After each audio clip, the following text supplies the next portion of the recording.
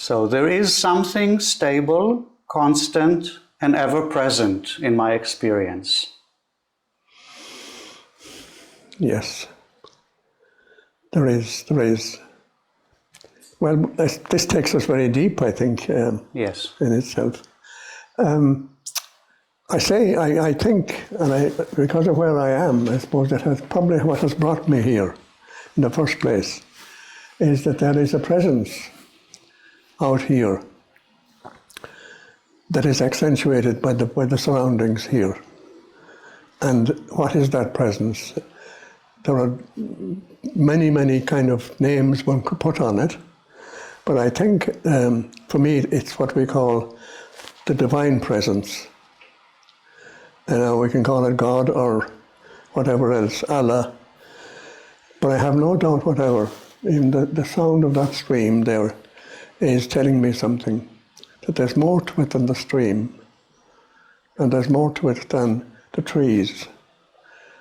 And it never ceases to amaze me that this time of the year the trees are putting on flowers.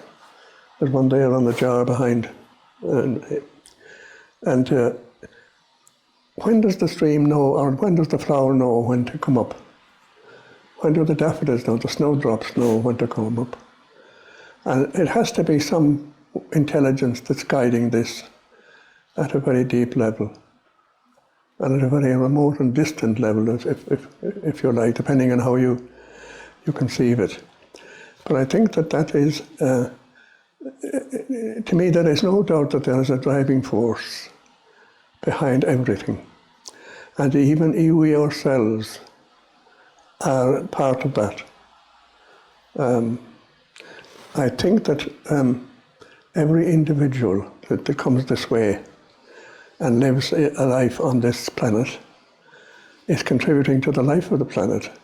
It's in the smallest ways, but significant ways. I think that's what makes us all important in our own way, and in a sense indispensable to the great mystery that we're living. And I feel that's where God comes in for me. Yes. So you mentioned a few qualities of the divine presence. Yes. One is intelligence. Yes. And the other, I don't know if you can say is mystery or a sense of wonder. The great mystery, I think. The sense of wonder, yes. And the great mystery that is there to be imbibed by everyone. But it requires, I suppose, thought and introspection and debate, maybe, to kind of tease out what this mystery is saying to us and what it is in itself.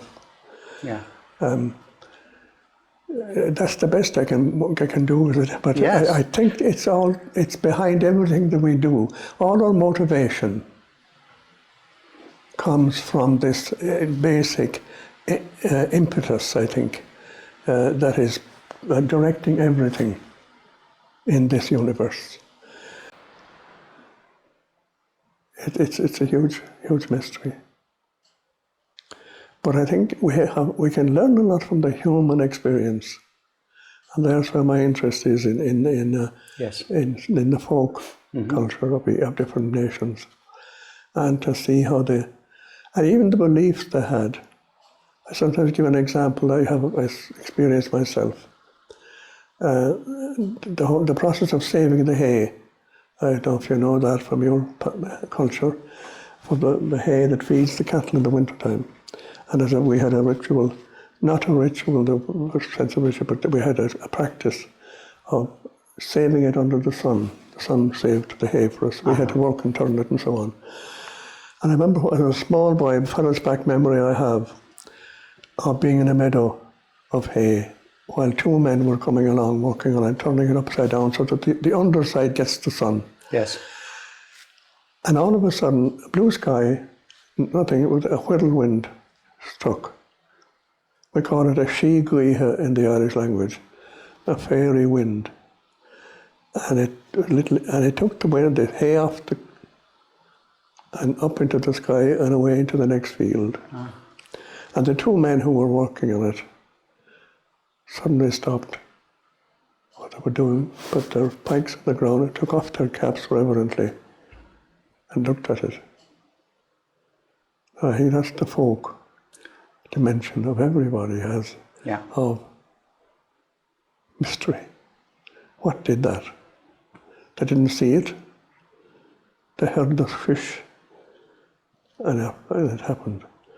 And I think that's now they weren't educated at all, but they got this sense in themselves that they were in the presence of a mystery. Yeah. And I think that's a wonderful sense that we have as humans, that it drives us on to find the why. The why.